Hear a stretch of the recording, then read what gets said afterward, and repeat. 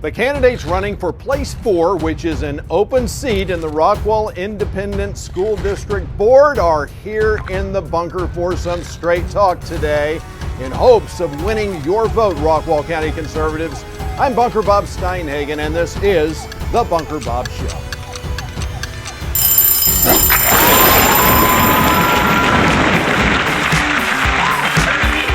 Welcome back, my fellow conservatives, to another candidate forum.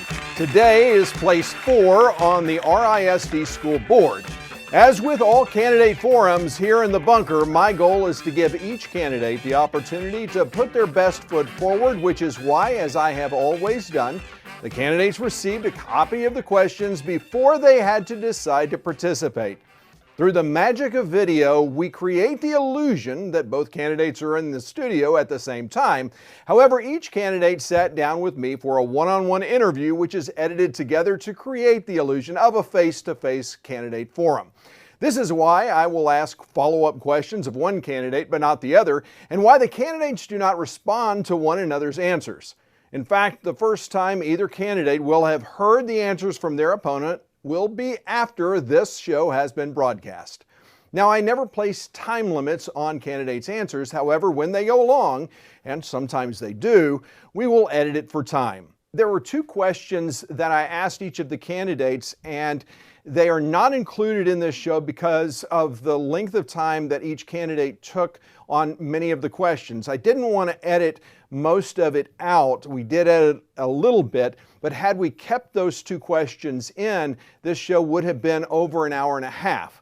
The two questions the first one had to do with the budget, what they liked and what they didn't like. The second was learner outcomes, to identify of the 9 learner outcomes that RISD sets for every student, which one they, if they only could pick one, would choose. Both candidates chose critical thinkers. As far as the question about the budget, both candidates were fairly similar in their criticism and support of the budget, and there really wasn't too dramatic of a difference between the two. And so when I was looking at which question to include and which questions to take out, that seemed to be the obvious one, since both candidates referred to the budget in other questions that they answered. Since most of the candidates are not used to being on camera, as they're not professional politicians, in fact, the office for which they are running are actually unpaid positions. Before we begin, I let every candidate know that they can re-answer or restate anything they say, because the purpose of today's show is to allow them to be the best that they can be. So, let me introduce the candidates for today's show, and I'll begin with Lee Harvey, a husband and father of 4, 3 of which attend RISD schools, a freshman, a sophomore, and one just starting her middle school journey. How exciting is that? That is pretty cool. They are directly invested for several more years in RISD, as is obvious.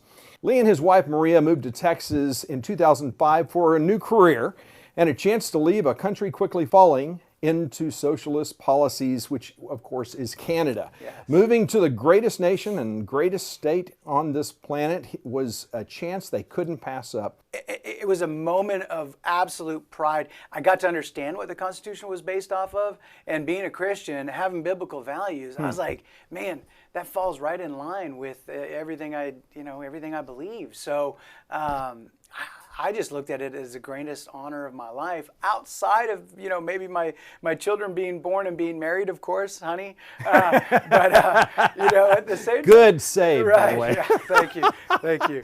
But, I just wanted to make sure that it was done the right way. Oh, that's awesome. Yeah, that is great. Lee was brought in by a Fortune 200 company of 60,000 plus employees globally as part of a strategic technical sales team, business development marketing manager.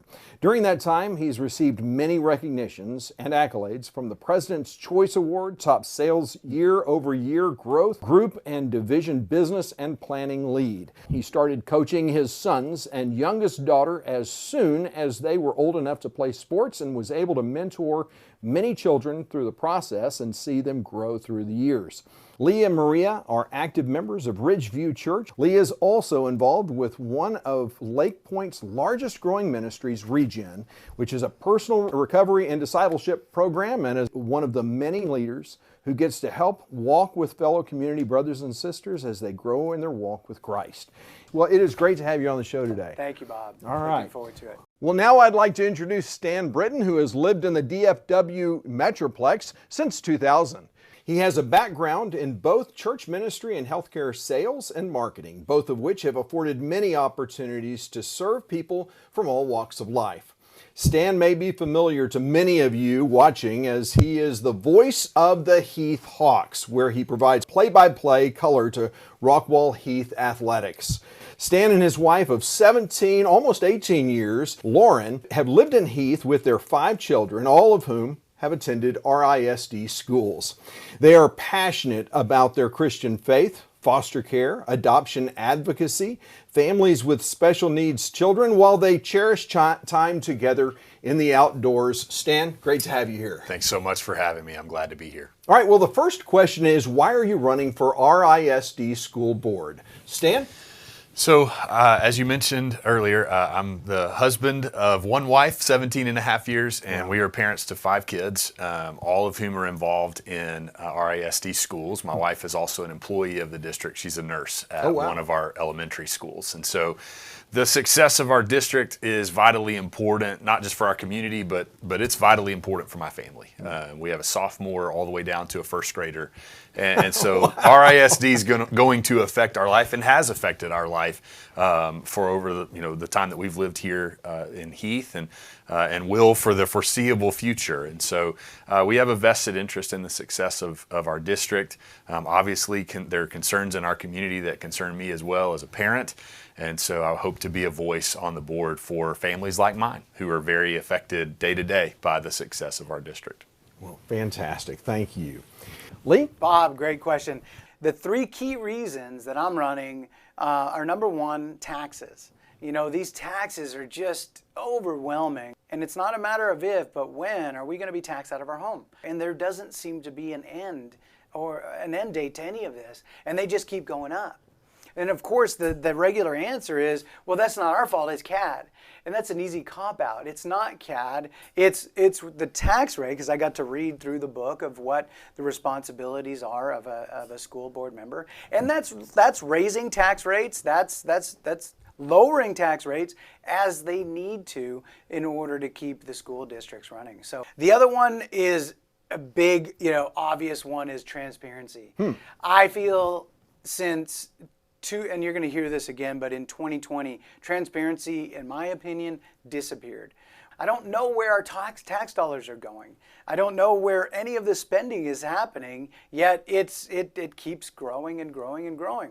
Rockwall is growing, and I'm not adverse to a growing city. I think growth is phenomenal. But let's do it in a smart, transparent way on how we're budgeting, how we're planning for that growth, and what's the input from the taxpayers? Because you hear a lot of this top-down push on what's going on in taxes, where the money's being spent. But at the end of the day, what input do I have? Lastly, what in the world are our kids being taught? Are we teaching kids now, or are we indoctrinating kids? And some people are like, oh, that doesn't happen here in Rockwall. I'm like, okay, well, we're going to fast forward and go to Prop 4 and Prop 7 and learn that, yes, why are we voting on these things if they don't exist, right? So you hear of a lot of that, and I'm not that guy. I'm not easily pushed back, right? A lot of that's my faith. So I'd like more transparency on curriculum, taxes, and all that stuff. Thank you, Lee. Well, the next question is, do you have a faith? And if so, what is it? And how will it, or does it, guide you if elected? Lee? Man, I love that question. So, absolutely. At the age of 34, I was diagnosed with brain cancer. It was highly advanced, and I was told by the doctors there and then that I had 6 months to live. My faith as a Christian, I was moving far away. I'm a recovering Catholic. For those of you Catholic, I apologize. That's not meant as a slam on anybody. Listen, it brought me back to the faith, right? So I think it's a good thing. Yeah. Biblical truths are an endless truth, right? And truth always leads to transparency. So if I'm being truthful in what I'm doing and in my walk and how I'm presenting things, then transparency follows automatically, which touches to my point 2 of why I'm running. Stan? I do. Came to faith in Christ at 7 years of age, and then at 18 answered a call to vocational ministry. I spent 21 years as a vocational minister, planted a church, served churches of 5,000 down to churches of 80. Wow. And started a church with a few families in our living room and watched that grow over time as well. And so faith is extremely important to me. It's important to our family. We have a biblical worldview and see the world through that lens. And so that is our guiding light. That's our guiding principle is how would God have us to live both in our community and in our home, and how would he have us to serve our neighbors and our friends through the lens of our faith in Christ. Fantastic. In your view, what are the best attributes of Rockwall schools, and what do you see as the greatest areas for improvement? Stan? So I'm very privileged to have a front row seat on the athletic side Yeah, of you things. do. And so I'll speak to that. How long have you been doing that? In Rockwall since 2016. Okay, yeah. I've been doing play-by-play in color since 2012 Okay. with another district, and then once Heath became available, they asked me to do it, and since we're residents here, it was an easy yes. Oh, yeah, that's awesome. But, what I feel like is great about our district in general is I am constantly amazed as I follow social media for all the schools, elementary all the way up to our high schools, our Gene Burton Academy, at how high a level our students are excelling. In the classroom, we're producing national merit scholars. Out on the athletic fields, we're producing state champions, and almost in multiple sports every year. On the fine arts stages and fields, seeing some incredible success there. And so I think that's an attribute to the direction of our district, that we have great families who live here and who participate in our district, and their kids are excelling. And so it gives me a sense of pride in our town and in our district to get to celebrate across the spectrum what our kids are doing and accomplishing in their day-to-day education and then in their extracurricular activities. Where I think we can improve is we have families from all walks of life. We do have a broad spectrum, even in Rockwall County. Oh, yeah. And we have a broad spectrum of needs. I'm a dad of 5, as I mentioned. I've got 3 special needs kids who are served by the district in various ways. And there are big needs to help support our staff who support our students, who lead our students. And so I think areas of improvement there are looking at our classroom ratios, our facilities, as we are now spending the money that the taxpayers gave us the ability to spend, building the best facilities that we can build so that our kids have the best environment for learning. And that's not just building a building, it's who you put in the building, it's how you staff it, the ratios that you look at, which our district has done a great job, but we're climbing a mountain each and every day. And so I think we can certainly improve in how we staff and how we classify ratios, how we serve typically underserved parts of our student population, particularly those with special needs. And then again, just trying to keep it on the rails as we move forward into the future. Very good. How about you, Lee? Love that question as well. So the greatest attributes of Rockwall, what blows me away, and I'll just say it real quick, is families, right? Families are amazing. I've never seen the amount of involvement that we have at our children's school. Before COVID, walking halls, going for lunch, grandparents, aunts, uncles, parents. To me, our superpower here in Rockwall are our community and the parents that are involved in that community. Wow. Without a doubt. So, greatest improvement for Rockwall or school district? For the school district. School district. Yeah. Okay, very, very fair. More parent-teacher interaction. So we have parent-teacher meetings, but that's like once a year and not very often. Right now, everything seems to go to the admins, principals, and then school board, and then they make decisions. Why aren't we having those direct one-on-one with teachers?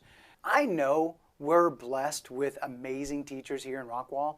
And if we just had an opportunity as parents to talk to them directly, we could work out a lot of these, foreseen or issues that are perceived issues that aren't actual issues, but they're perceived issues that get escalated real quick. It seems like we had it, and maybe I was just sleeping back in before 2020, but it seemed like that transparency and that dialogue was there.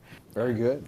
So the next question is there a specific issue or set of issues that you wish to focus on if elected? Lee? Yes. So just what we were talking about, right? Yeah. It's no secret that May 16, 2020, the doors were literally and figuratively shut on parents. Yeah. We were shut out completely. And Bob, as a conservative Christian, which is no secret, right, is, to me, less government oversight, less mandates is better for everyone, right? I get that we need rules and we need rule of law and we need certain things, but to start saying, hey, you can't show up to school without a badge, for example, or you can't show up to school without a mask, or you can't do this or you can't do that. When did it become government of the people, by the people, for the people, to government by the people, and you do what I tell you to do type people? It just doesn't fit well with me. But anyway. Very good. Yeah. Stan? Well, I think it goes back to part of my answer in the previous question. I really want to focus on how we're serving typically underserved areas of our student population. Okay. That's probably primary, and I'll say selfishly because it affects my family on a day-to-day basis, but making sure that our teachers in the classrooms have the resources that they need, that they're staffed accordingly. We're coming out of probably the most stressful 2 years, and I say coming out of, we may as well just be still in the thick of it, but the most stressful 2 years that I can remember, in my time around public education. And so, teachers are stressed, staff are stressed, administration stressed. We're dealing with all kinds of emotional and mental stress because we've lived life behind a mask for 2 years. How that's affected us socially and emotionally. And so I want to focus on kind of where our staff seem to be stressed the most. How do we maybe kind of settle the water a little bit as best we can, and as best as the school board can from its position. Sure. But I really want to focus on, what is becoming a growing problem is our staffing shortages, our substitute shortages, trying to go out and I'm kind of a recruiter by nature. And so it being active in the community and seeing if we can get our community to come into the schools and participate as volunteers, as substitutes, those kinds of things. But primarily it's where we've seen those pressure points over the last couple of years, and trying to bring some guidance to that from a position on the school board. Very good. What do you believe is the key to attracting and keeping high-quality faculty and staff in Rockwall schools, and what might be done to improve this? Stan, how about you? So, I think we're blessed in the fact that we live where we live. Rockwall County is a very attractive place to live. Yes, it is. And I think that in and of itself, it bodes well for us to recruit. It also bodes well for us to retain in some sense. But we're seeing where not as many kids are coming out of high school and going into education tracks in college. And so we're going to be dealing with, a need over the next few years, and we're starting to see it now, where we need to start in the early levels, even in high school, and encourage students to go into public education.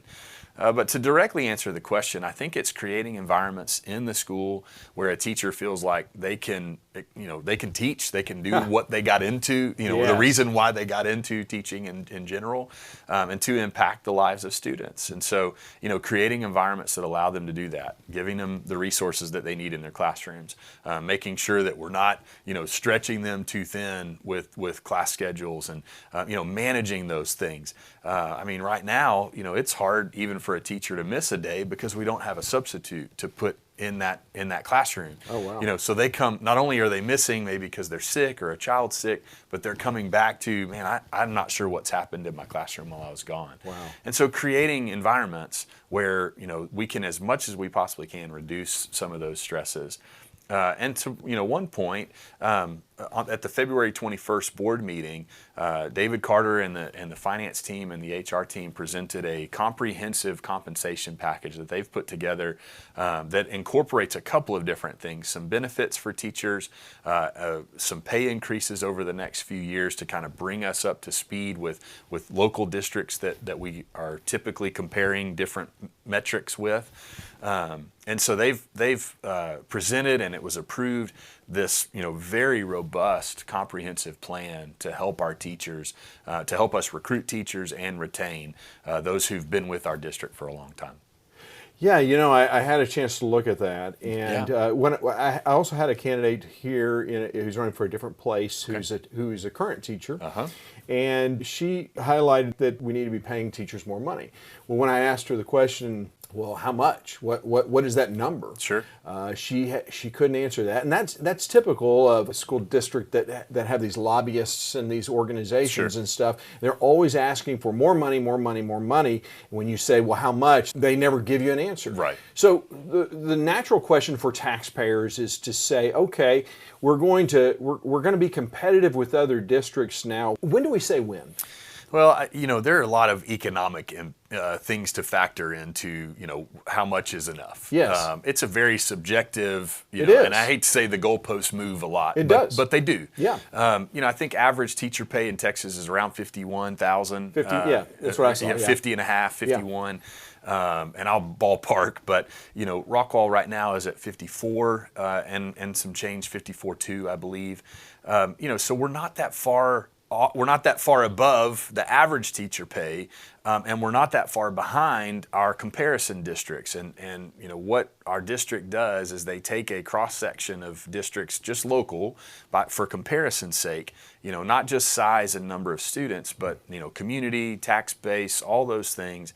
And we look at everything. We look at staffing ratios, we look at administrator pay, we look at teacher pay, all of those things. And right now we're 3 to 5% behind. Well, you say 3 to 5%, that's not a whole lot, but $1,500 to $2,500 a year.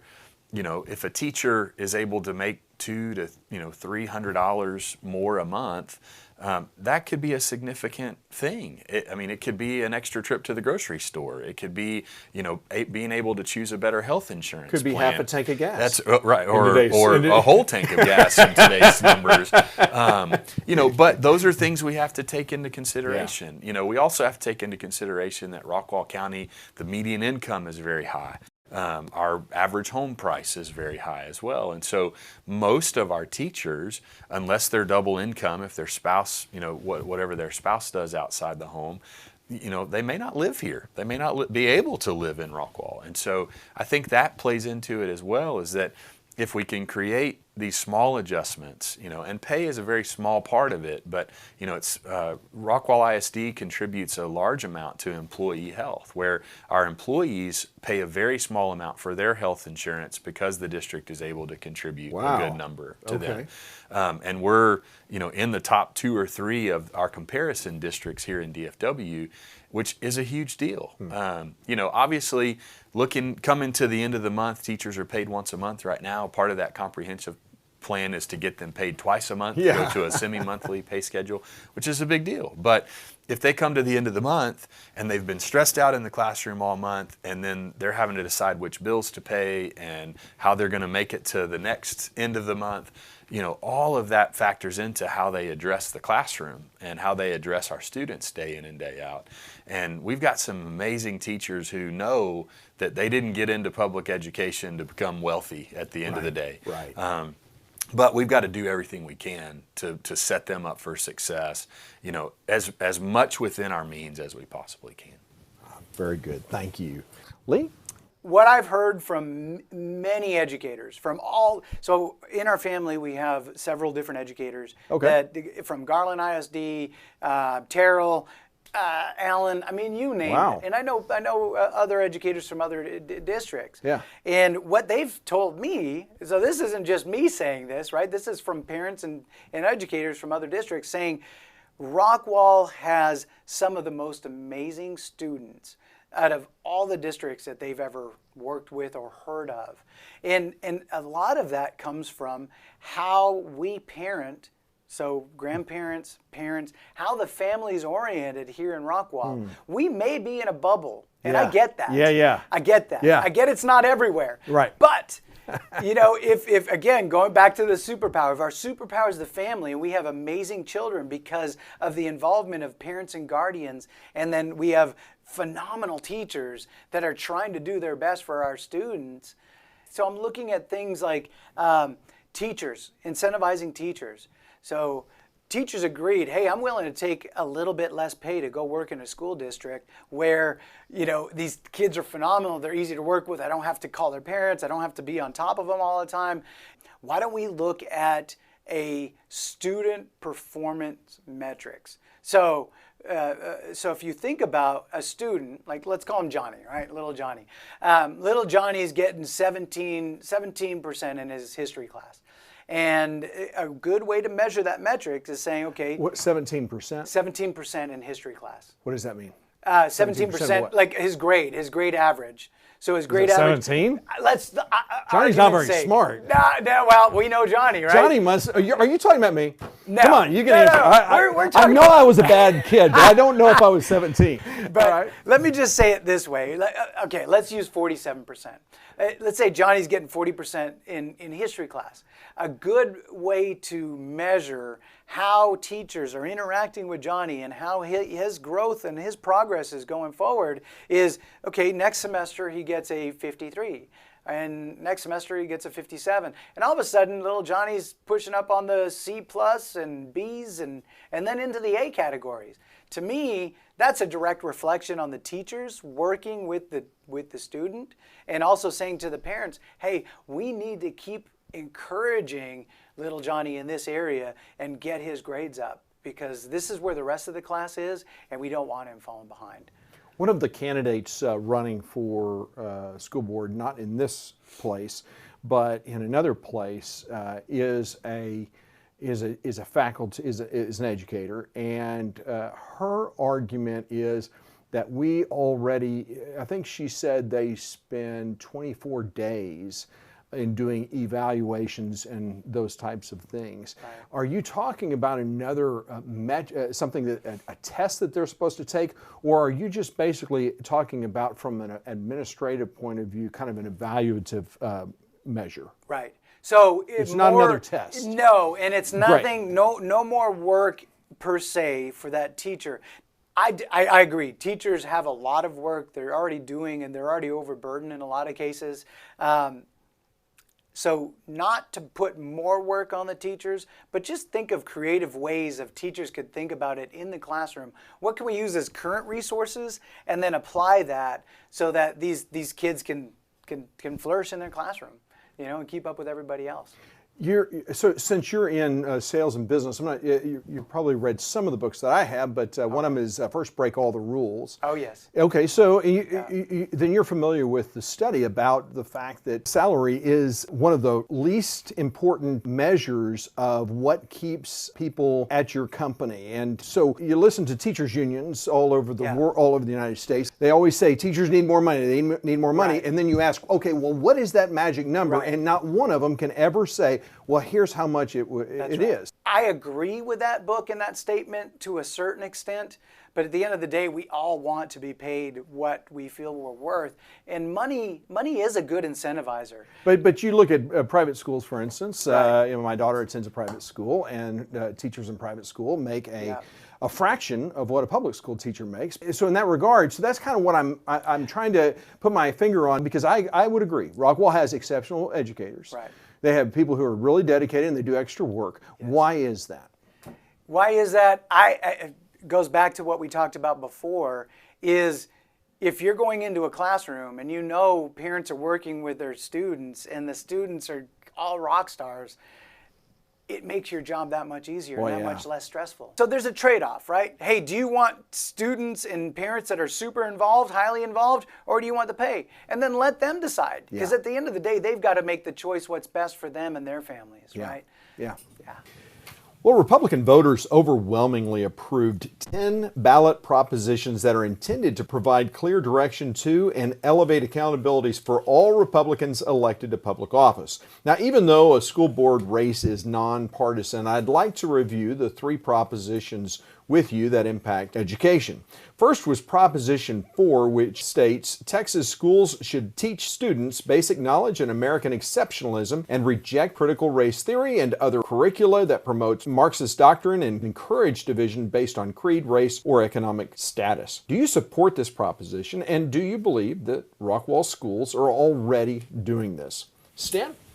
So I do support the proposition, primarily because I don't want, as it's mentioned there, Marxist doctrine taught, but it does need to be discussed. Sure, absolutely. I don't necessarily want my sophomore buying into it, but I do want him to understand the premise and understand the ramifications of those kinds of things. Absolutely. Critical race theory. Law school principle from 1973. It's been around for a while.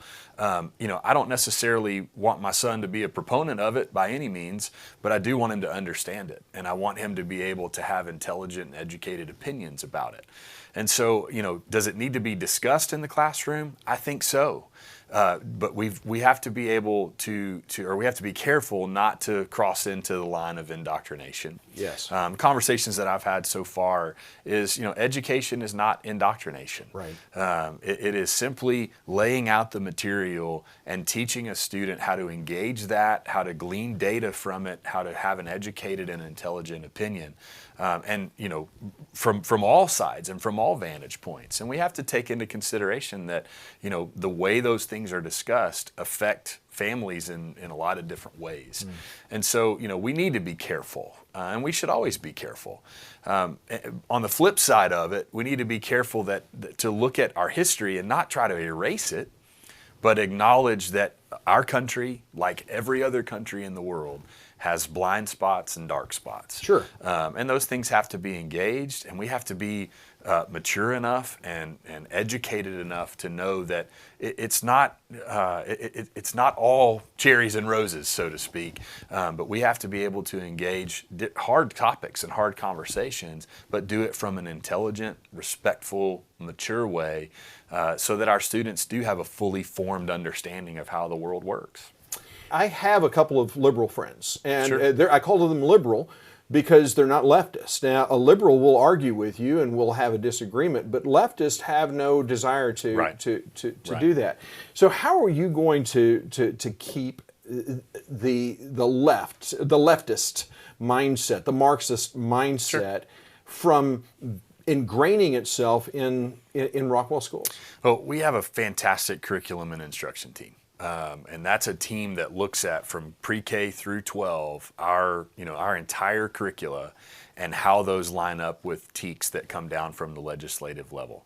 And so that's the other thing to keep in mind here is that we can safeguard as much as possible here in Rockwall ISD, but there are legislative things that are going on that kind of dictate and direct how our curriculum and instruction team puts things together. And I think it comes back to fostering healthy dialogue in the classroom where a student can come in and learn and be educated. Again, education is not indoctrination. It's simply presenting. But it can be. It can be. It certainly That's the can problem, be. yeah. And I think that's where we have to be careful. And I've talked with and heard from many teacher friends, and most of them, the prevailing opinion of teachers in the classroom is teachers who are trying to indoctrinate get weeded out really quickly. Which I appreciate, and I'm thankful for that because administration is truly doing their job to administer education and to keep our kids safe in the classroom. Now, there are going to be societal things that creep in from the outside. That's just the nature of living in the kind of place that we do. But we also have to teach kids to not only engage opinions that are different from their own, but to be respectful and mature in doing that. Sure. And to be intelligent in how they present their opinion so that we can have dialogue. Yeah. And it's not that narrow-minded, well, you don't think like me, so you're wrong. Right.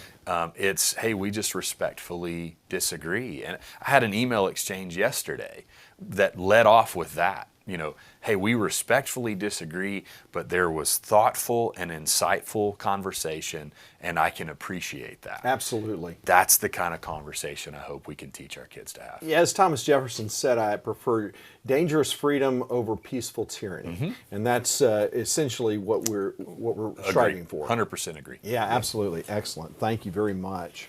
Lee? So, first part of that question, Bob, right? As you're reading this, and as I read that while I was voting in the primaries, I couldn't believe it was even on the ballot. In the sense that 20 years ago, 10 years ago, if you and I in conversation was going to bring this up, we'd be like, you're nuts. There's no way we'd ever be talking about division of race, division of color, division of economic standing, or whatever. I mean, it's just, those are ideologies that are extremely old, have failed miserably. So you go back to USSR, Russia, right? So they adopted communism, they adopted socialism, they adopted these doctrines that there's always going to be a guy at the top. And guess what? His best interest is not always going to be yours or mine. So Seldom is, yeah. Exactly. Yeah. So the answer to your question is yes. I completely reject critical race theory in anything that brings divisiveness into our nation. Do I see this coming into our school? Yeah. My answer is yes. Okay. I do see it. So going to board meetings, I started going to board meetings because of mask mandates. As the masks came down, right, we unmasked all the other stuff that was going on in our children's schools. And we're seeing now parents coming up with books that are pulled out of our school libraries, that are at Target, and we're being told by the board members that are sitting up there, no, this isn't happening here. And so we had parents actually pull books from, or had their children pull books from their school library, so they had the receipts to say, look, this is not only creeping in, it's here. This book was pulled out of our school library. And so... Well, but there's a difference between being in the school library. I mean, like, for instance, Mein Kampf should be in every school library because it's something that is part of history, and you should know what it says so that you know what evil looks like. Exactly. Yeah. Yes, I agree to an extent. It's important to learn. But if I bring you a book, Bob, that makes you blush about, parts of your body that there's no reason that a 4th or 5th grader should be reading. And why do we have that in our schools? Yes, you can argue all day, not you, I'm saying educators can argue all day that it gives them a broader scope and it gets them a better understanding. The truth is, if you go back and you talk about, and I'm pardon this term, but if the sexualization of children with some of these perverted books that are in there, what I feel is happening, and I've seen it, and there's a lot of documentary, one that's really good, and I recommend The Mind Polluters. Senator Bob Hall is going to be talking about it and showing some of the video on it. So this isn't a new phenomena.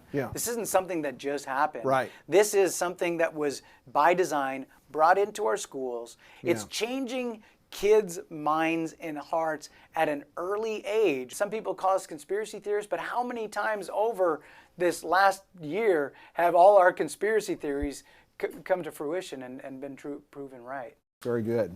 Next was Proposition 9, which states Texas parents and guardians should have the right to select schools, whether public or private, for their children, and the funding should follow the students. Do you support this proposition, and how do you believe this would impact Rockwall schools? Lee, how about you?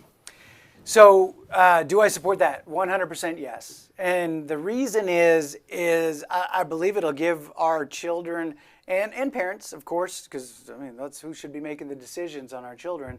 It'll give us other ways in which in other schools, other options where we can send our children to school. So when you invite competition, just like a competitive market, you invite competition, what do people do? They strive to be better. They strive to be the best because they want to attract the best. So we open that up. We decentralize education and open it up to private schools, which there already is some. But I think it should be wide open. Give the taxpayers. It's our money. It's your money, Bob. everybody that's watching this show right now. It's their money. Yeah. Why not allow them to make the choice for their children that falls in line with their values and then creates competition among these schools to attract these students? Very good. Stan, how would you answer this one?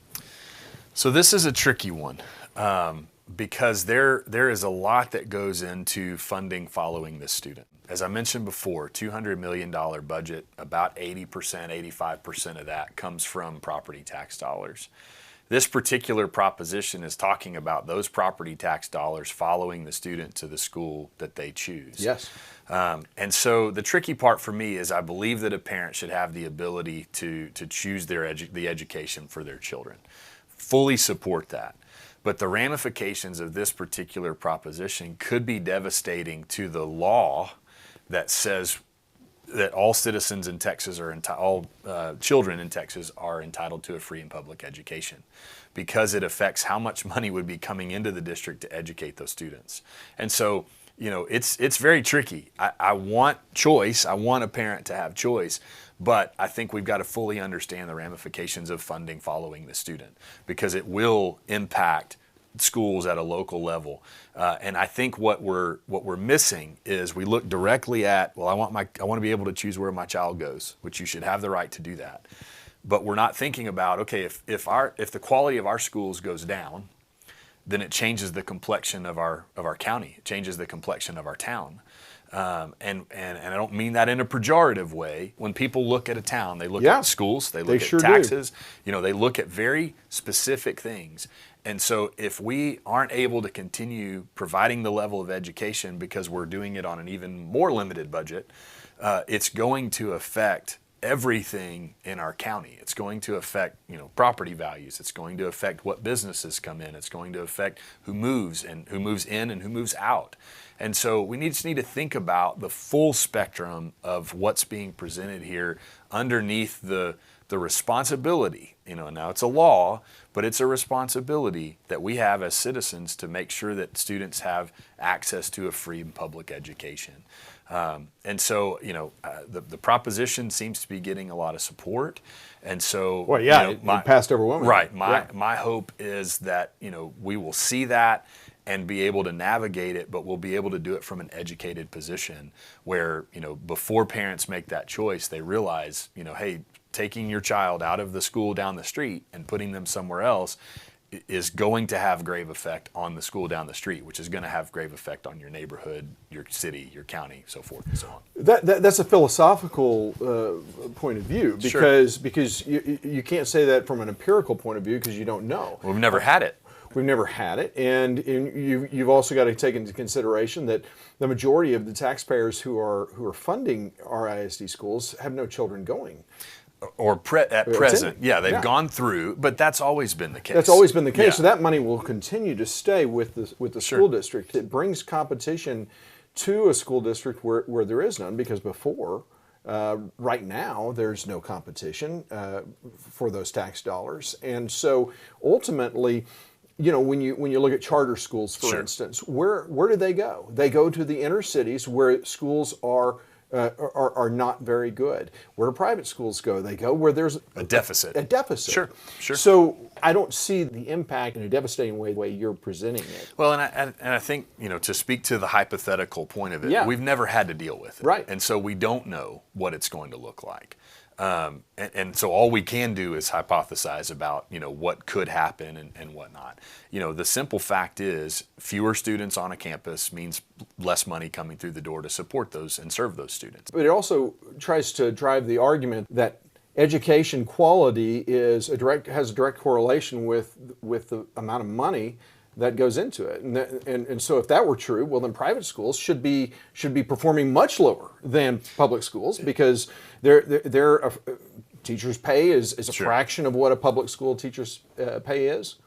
Sure. So how would you? And I think where we have to go with the thought process is, we want to give people the choice. I mean, again, I'm fully for that a parent should have the direct ability to choose where their child goes to school. And for how many years have parents been able to say, well, I want to send my kid to private Christian school. I want to send my kid to a charter school. You can do that now. And you have the ability to do that. Well, not necessarily. That's not true. You can't just send your kid to a charter school because charter schools are limited. If there's space, application process, and if there's not space, then they go into a lottery. And right. so if you're lucky, you get in, and if you're not, right. then you stay so, out. Yes, So, and to your point, and that's where they go through the application process. They have to follow the rules just like everybody else. Yes. And I think where we're fortunate in Rockwall County is we do have great schools. We do. And we're both saying that. Yes. So it would take. I want to make sure everybody right. understands. We're it not would disagreeing on that. A massive shift in Rockwall County. It really would. And that's where my focus is right now. Is we have great schools. So this kind of remains a hypothetical argument for a district like Rockwall. Yeah. But I think from a global level, 30,000-foot view over Texas in general, it does. And you can talk with legislators. I mean, this proposition, it got overwhelming support, but talk with your local legislators about their responsibility to provide free and public education and the numbers behind what could potentially happen with, we have to do it with limited funding, and you're dealing with that more in districts that are already struggling. They're already seeing those charter schools come in. They're already seeing those private schools come in. And if you have continued exodus out of those districts, it's going to continue to have a detrimental effect. And so, my focus here on Rockwall in general is that we have great schools. Yeah, you want the competition because Rockwall can stand up pretty much to any charter or private school. I think we can. And so where I think we have to continue to push is we want parents to be involved in their kids' education. Absolutely. And I think that's really the heart behind Proposition 9 is we want parents to be involved in their kids' education. Even to the point if they want to pull their kids out and go to a different school, they should have the right to do that. But again, kind of back to our respectful, mature, intelligent conversation piece, they've got to know all the ramifications of that. And I go back to the biblical principle. Jesus said, a king doesn't build a tower unless he counts all the costs before starting. And this is one of those instances where it looks good on paper, but there are a lot of implications beyond. And as long as we're fully educating and we're talking to people about, hey, we want you to have the choice, but you need to know the ramifications of it, just be informed, be educated about it, and then make the best decision for you and your family. And someone like me would say, you use the word ramifications, and I say benefits, because I would argue that it makes those poor performing schools better because of the competition that it adds. So what I love about what we're talking about here is while we're talking pretty nuanced as far as an issue goes, I like the fact that you're willing to have this conversation, and this isn't a done deal. We haven't, this is just a proposition for Republicans to tell their legislatures, hey, this is what we want. But I think what you're highlighting here is very important. We do need to count the costs. We do need to see what the real benefit or ramifications might look like. And if you do get elected, I want you back. Let's continue. Let's this talk about it. Yeah, absolutely. Finally, Proposition 10, which reads, Texans affirm that our freedoms come from God and that the government should have no control over the conscience of individuals.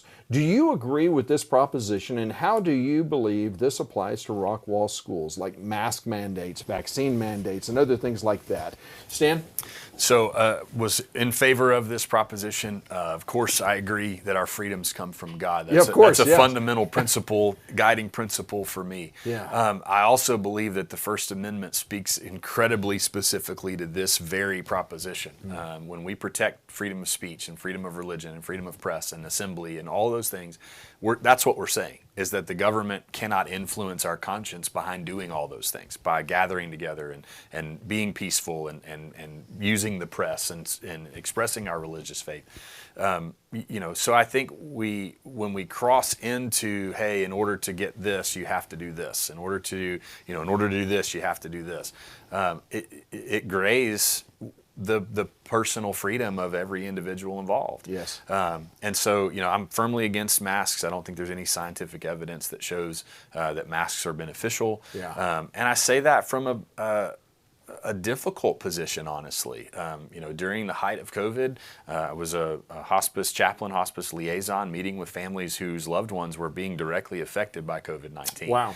And yes, COVID-19 was a broad umbrella, and it affected a lot of people, and there was a lot of comorbidity that went along with that. But it's one thing to sit on the other side of a hospital bed with a family and they're behind a mask and you're behind a mask because this loved one is ill.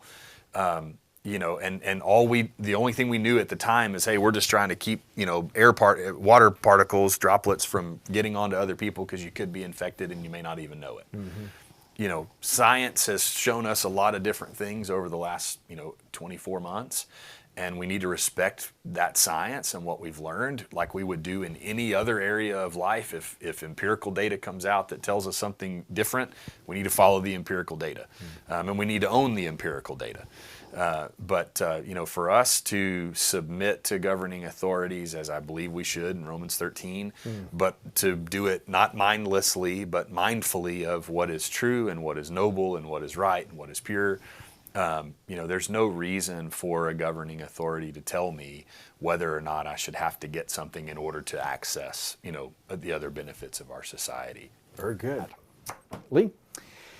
So it's not the Constitution that gives us our rights. It's not government that gives us these allotments. It's God-given rights. Who gave anybody the right to mandate anything? Right. You get into private property, then I get a choice whether I want to walk into your door and visit your restaurant if you mandate masks. Exactly. I walk away. No Right. big deal. That's right. We go back to the school choice debate. You want to enforce masks, you want to enforce CRT, you want to enforce all these things that I don't agree with, I have a choice to go somewhere else. That's exactly if those right. dollars can follow me, Yeah. right? But it's not until those dollars can follow me can I make those choices. And so I find, those questions really go together, but they're very important.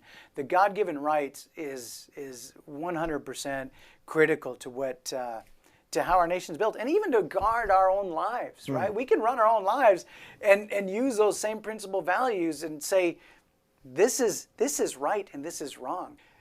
Everything comes down to what is truth, and truth breeds transparency. Love it. Well, as a school board member, who do you see as your primary constituent, and how do you intend to make sure that you are listening to their concerns? And by constituent, I mean parents, faculty, administrators, taxpayers, whomever. Lee. Love it. So I'll just do this in order. First would come parents. Taxpayers, obviously. I mean, they've got a lot of skin in the game. Yeah, right? they do. Faculty, and then administrators. Okay. And the reasons for that, we already see how well Rockwall ISD flourishes with parents and teachers working together. Yeah. Right? Once that was taken away, the whole dynamics changed of how we interact with schools. Perhaps that's my perception, but I can tell you, of all the parents I've spoken to, that's also what they're seeing, right? So keeping parents and teachers directly involved and also giving a voice to the taxpayers is huge. I mean, these guys are spending $10,000, $15,000, $20,000 in taxes on a school district, and they're saying, what am I getting out of it? I don't have any kids in school. Yeah. I get that. And I'm like, guys, listen, at the very least, you can understand, and especially if we've got a phenomenal school district like we do Rockwall. Yes. The admins, love them. They're there really as a support to all the rest of it, right? To make sure that the rules are being followed, that the teachers and students and parents are all being supported, and that curriculum is being driven. As long as it's the right curriculum, Bob, that's my major concern. Very good. Yes, Very sir. good. Stan, how would you answer this one? So, my primary constituency is the parents that I'm shoulder to shoulder with, at school, on the ball field, at church, wherever we are, those are the constituents. And I say that for a couple of reasons. One, the product that we are offering directly impacts them every day. It affects their household, their family every single day. We're using their money to do it. Those parents are the ones who are paying the property taxes primarily to make sure that product, that service is as best it possibly can be. But if that's, primary constituency, number one, then 1A is our teachers. Listening to them about what they need in the classroom to be the best at their craft. Now obviously they got into public education because of some personal internal motivation, but it's our job to come around them and make sure that they have the best possible environment with the best resources to put out the best product that affects those parents and their children each and every day. Very good. Well, I hope that this has been helpful for you, and I appreciate both candidates for their time and their willingness to answer some tough questions, but I want to give each one of them the opportunity to speak directly to you about why they are the best person for your vote come Election Day. So with that, Lee, you're up. Thank you, Bob. Yes, sir. Thank you for this opportunity, Bob. Thank you very much. I just want to say I'm a regular dad. I'm out here working, trying to contribute as much as I can to the community. The reason why I ran for Rockwall ISD Place 4 was because that was where the president sat of the school board. All the things that's transpired over these last few years and go back to when he became president happened under his tenure. So my point is all of a sudden he steps down and another guy gets the tap on the shoulder as, hey, you're the next guy in. All I'm saying is there's a lot that I'm already invested in, obviously, with my kids in school. Kids in the community. We have a love for a lot of people that go to our church, and we're here for the long haul. We want to be your advocate inside that school, inside the school board.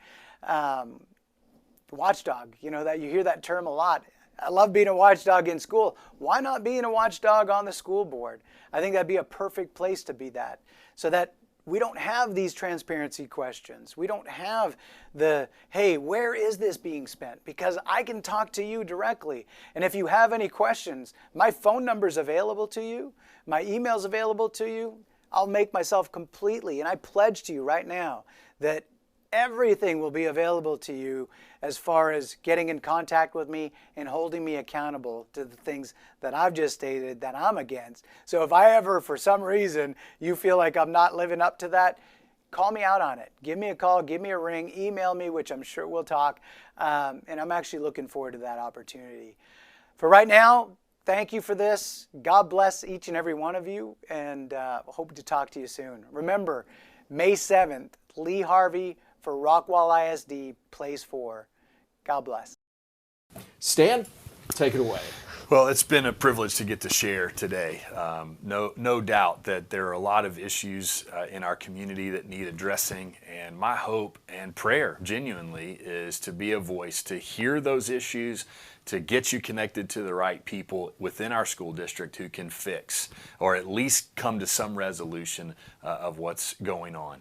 I'm a dad, I'm a husband, I'm a citizen, I'm involved in our schools in a lot of different ways, and ultimately it's our responsibility to steward the district that's been entrusted to us and to make it as good as we possibly can for the future of not just our kids, but every child who comes along afterward. And so my hope is to not just listen, but to be a voice and advocate for you on the board. And so I hope you'll consider that as you go to the polls, and I would be honored to have your vote.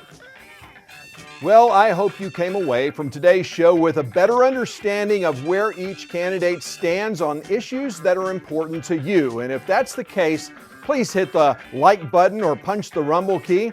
If you have more questions of them or wish to know more about their campaigns, I posted links to their website in the description of today's show. Now, RISD races are at large, which means that in addition to this race, you'll also see Place 5 on the ballot between incumbent Jim White, who is being challenged by current teacher Nikki Harris. So be sure to subscribe to this channel and hit the notification button on either YouTube or Rumble so that you can be notified when that candidate forum, as well as future broadcasts, are posted. Now, it's important to remember to turn out for local elections like these because typically the turnout is abysmal, which means that a small percent of the population in Rockwall County will decide this race and is why your vote is so important in these local elections. Now, you're watching this because you want to be an informed voter, so be sure and share the link to this program with your friends and neighbors who can vote in Rockwall County. Don't forget that Election Day is Saturday, May 7th, and early voting begins on Monday, April 25th through Tuesday, April 3rd. So, until next time, I'm Bunker Bob Steinhagen, looking forward to seeing you at the polls. Blessings.